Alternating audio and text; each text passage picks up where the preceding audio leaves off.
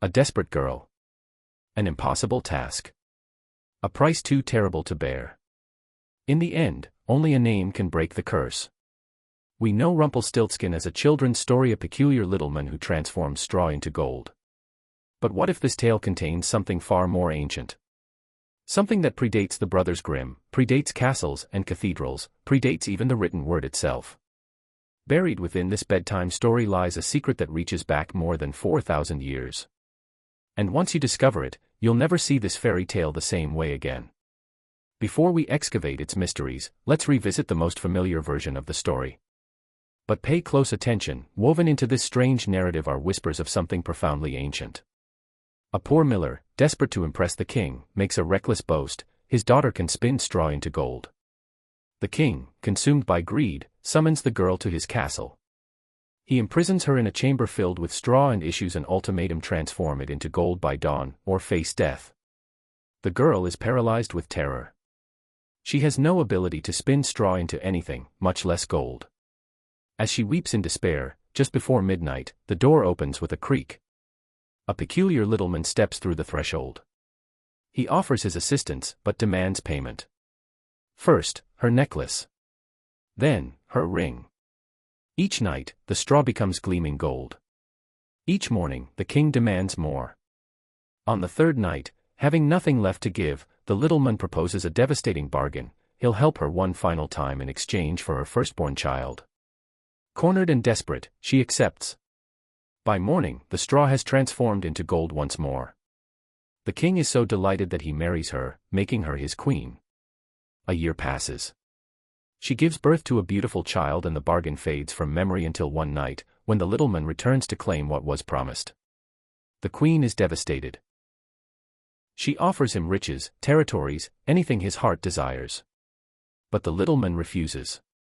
Something living, he says, is dearer to me than all the treasures of the world. Yet perhaps moved by her anguish, he offers one final chance: if she can discover his name within 3 days, she may keep the child. She attempts every name she can think of. She dispatches messengers throughout the kingdom to gather more. But every guess is met with rejection until the third day. One messenger returns with an intriguing report. Deep in the forest, beyond the fox's den, he witnessed a fire and a tiny figure dancing around it, singing.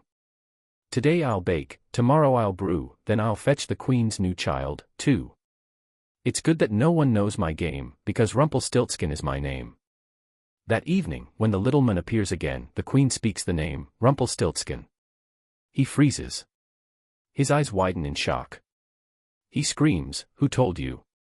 Who told you?" He stamps his foot so forcefully that he plunges into the earth. In some versions, he tears himself in half. This is the version the Brothers Grimm recorded in 1812. But contrary to popular assumption, the Grimms didn't invent fairy tales, they collected folklore, stories transmitted orally across generations. Rumpelstiltskin was merely one among many. The Grimms were pioneers in documenting these tales, preserving them before they disappeared forever.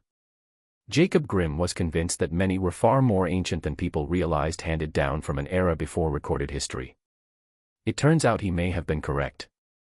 In 2016, researchers from Durham University and the New University of Lisbon conducted a fascinating study.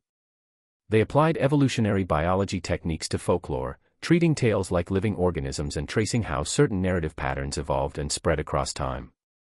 By analyzing thousands of stories across different cultures and languages, they constructed a family tree for folklore. Their findings were extraordinary. The tale we call Rumpelstiltskin belongs to a story category known as the name of the supernatural helper.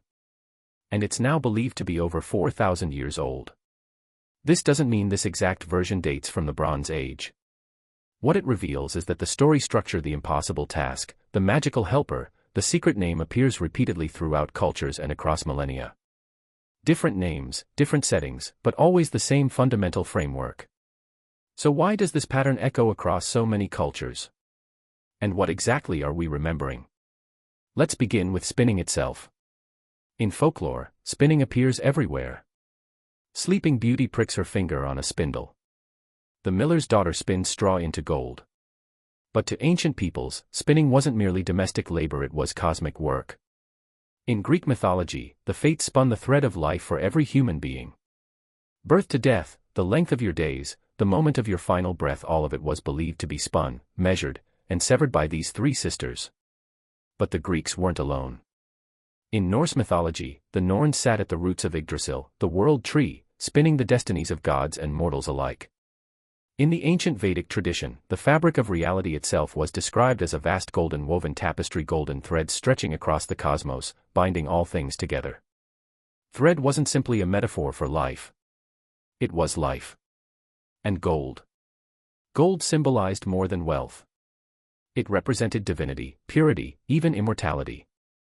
So spinning straw into gold isn't merely a magic trick, it's the transformation of the mundane into the divine. In later centuries, this concept became known as alchemy, the mystical art of transmuting base matter into something higher. We typically associate alchemy with medieval imagery, bearded men attempting to turn lead into gold in smoky laboratories. But older than that is the understanding of alchemy, not just as a physical process, but as a spiritual one, a transformation of the soul, of fate, of reality's very nature. When we view Rumpelstiltskin through this lens, he's not simply spinning thread, he's performing cosmic work. Some believe that's no accident, that stories like this aren't just metaphors but echoes of a time when such knowledge was real and feared. But where did that knowledge originate? And why, in so many versions, does it come at such a devastating cost? The story category, the name of the supernatural helper, may date back over 4,000 years, to the dawn of the Bronze Age, a pivotal moment in human history. For the first time, people learned to take two ordinary metals, copper and tin, and fuse them into something new, bronze. Imagine being a Bronze Age villager. One day, a stranger arrives, cloaked in soot, eyes gleaming. In his hands, metal. A blade that cuts through stone. A tool that reshapes the world. To you, he's no ordinary man. He's divine. The ability to extract metal from stone and reshape it with fire was perceived as a supernatural act. Those who possessed this knowledge, the metalworkers, were both revered and feared. They were seen as keepers of a secret too powerful to be entirely human. And here's where it becomes even more intriguing: many ancient cultures didn't claim to have discovered metalworking at all. They said it was given to them. The Book of Enoch, once considered scripture, tells of the Watchers, divine beings who descended from the heavens and taught humanity forbidden arts, including metal forging. Even in the Bible, we encounter Tubal-Cain, a forger of all instruments of bronze and iron. Across the ancient world, this theme repeats. In Sumeria, Kotharwakasis built temples for the gods. Among the Hittites, Hasameli worked behind veils of steam and fire. The Norse told of dwarves crafting Thor's hammer deep underground. The Slavs spoke of Svarog, god of fire and creation. These figures share common traits: elusive, powerful, never fully human. They lived in mountains, spoke strange tongues, and vanished as mysteriously as they appeared, just like our spinning little men. But what does Rumpelstiltskin want? Not gold. Not a kingdom. A child. Why? In every version of this story, he never explains. Only once does he offer a hint: something living is dearer to me than all the treasures of the world. We're never told why he wants the child. Perhaps that's intentional. It's possible the original meaning was far darker than later versions could bear, so the reason was left unspoken, softened over time for innocent ears. Because in the ancient world, offering one's firstborn child to the gods was the ultimate gift, the ultimate price. To us today, it seems unthinkable. But in the ancient world, sacrifice wasn't always about cruelty, it was about offering what was most precious in exchange for something divine. In the Bible, God tests Abraham by commanding him to sacrifice his son Isaac. In ancient Carthage and parts of the Levant, archaeologists have discovered burial sites filled with infant bones. Many scholars believe these were offering sacrifices to gods like Moloch or Baal. It seems that when people sought divine help, real, impossible help, the cost was often the same: a child. And that raises a disturbing question. Rumpelstiltskin isn't killed. He's not banished by magic. He's defeated by something else entirely, by speaking his name. This element of the tale may be the most ancient of all: the belief that names possess power. In ancient Egypt, pharaohs had not just a birth name, but a secret name to protect their soul. This hidden name had to be carved into tombs, temples, and sacred texts, because without it, the pharaoh would cease to exist in the afterlife. Not just forgotten, erased from eternity itself. In Kabbalistic and Islamic mysticism, the names of God aren't mere labels. They're believed to contain the essence of creation, too sacred to speak aloud, too powerful to use carelessly. Simply knowing one of these names was said to reshape reality, alter fate, or unlock divine truth. In the Bible, Solomon is portrayed as the wise and wealthy son of David, king of ancient Israel around the 10th century BC. He builds the first temple in Jerusalem using the finest materials of the ancient world, a sacred place said to house the Ark of the Covenant. But in later mystical texts, his story takes a darker, stranger turn. One of these writings, a shadowy text known as the Testament of Solomon, tells a different story. It claims Solomon was given a magical ring engraved with a divine seal, a ring that granted him power to summon demons. One by one, he calls them forth. Each time, he asks a single question: "What is your name?" Because once Solomon knows it, he controls them. He commands them to build the temple, to bring gold, to do his bidding. That's because in ancient belief, a name wasn't just a label, it was a code, a key, a hidden map of a being's nature, origin, power, and weakness. To speak a true name was to unlock something.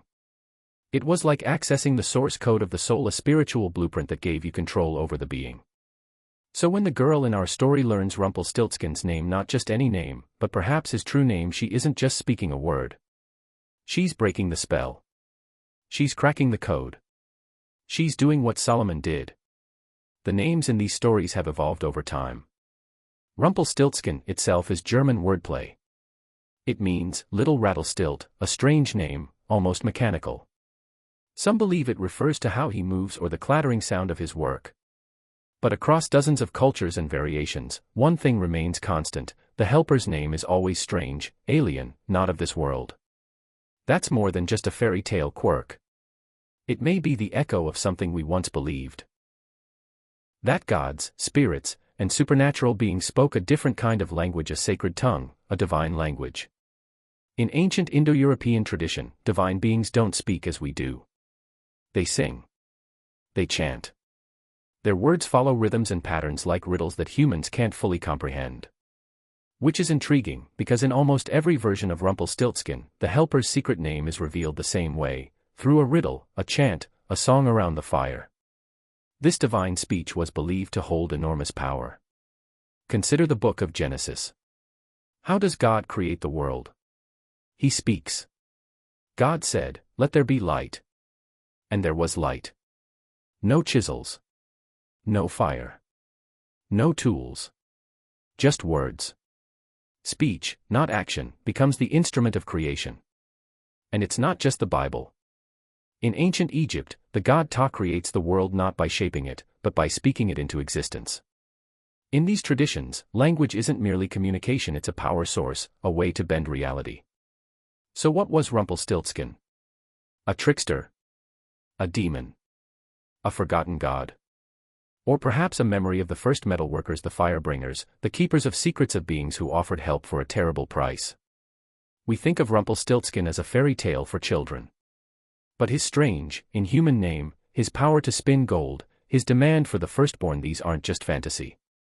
They echo genuine beliefs from the ancient world, of gods who worked in fire, of beings who spoke in riddles, of rituals and secret names that could bind the supernatural.